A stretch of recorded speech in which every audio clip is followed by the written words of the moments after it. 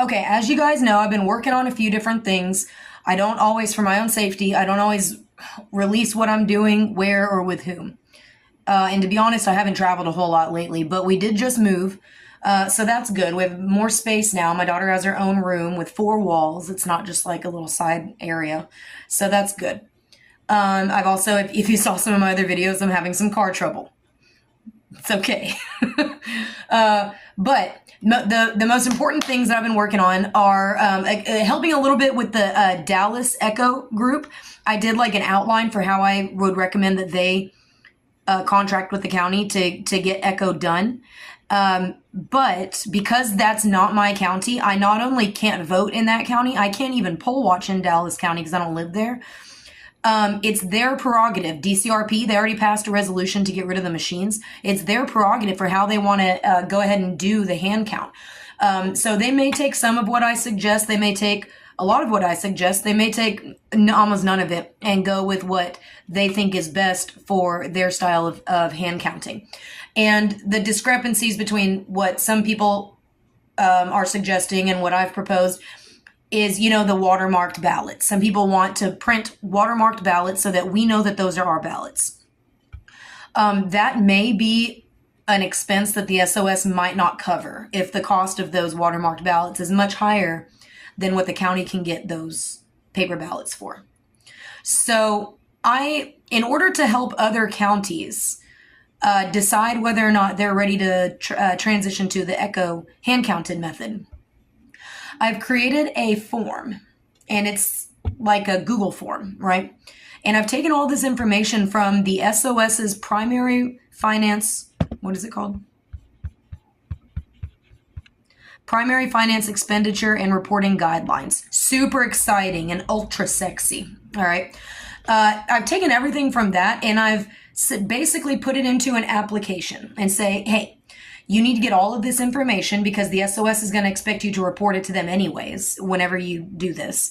You also need all this information that I've outlined in my form, that's outlined in this SOS guideline to help you decide how to do Echo, because Echo is an inherently customizable method. I did not invent Echo. Just to be very clear, it's a woman named Elizabeth Barron, and she invented it and released it to the public at no cost. And it's divinely inspired. It's brilliantly simple. We always say it's more complicated to explain Echo than it is to actually do Echo. So, but anyways, because we're focusing on just a couple of counties right now, and we don't have a lot of bandwidth to help more counties, though we want more counties to be considering this.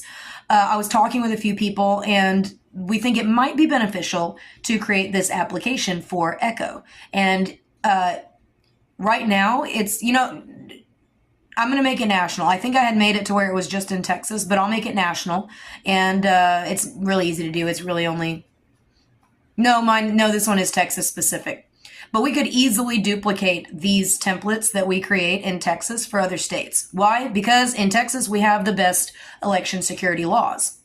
Don't laugh. Don't laugh. It's true. And I know that that's not saying much because we have, bypasses for photo ID. We have all kinds of loopholes and stuff that are being exploited.